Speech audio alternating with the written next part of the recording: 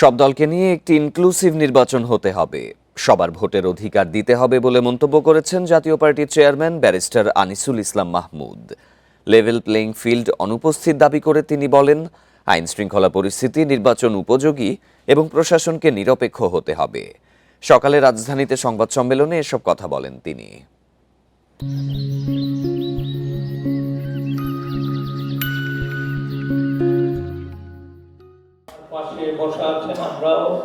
রাজধানীর গুলশানে ইমানুয়েলস পার্টি সেন্টারে নির্বাচন কমিশন ঘোষিত তফসিল ও জাতীয় সংসদ নির্বাচন ইস্যুতে জোটের অবস্থান জানাতে সংবাদ সম্মেলন করে সদ্য আত্মপ্রকাশ করা জাতীয় গণতান্ত্রিক ফ্রন্ট।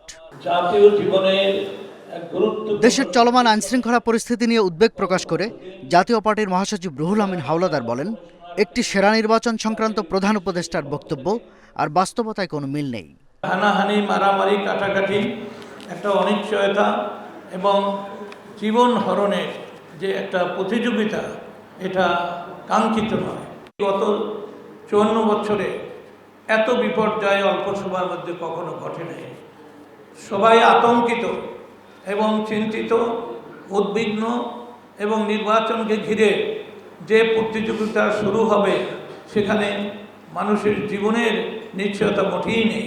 গত 1.5 বছরে দেশ নিয়ে মানুষের যে আকাঙ্ক্ষা ছিল তা অর্জিত হয়নি বলে মন্তব্য করেন জাতীয় পার্টির চেয়ারম্যান ও জাতীয় গণতান্ত্রিক ফ্রন্টের সভাপতি ব্যারিস্টার আনিসুল ইসলাম মাহমুদ।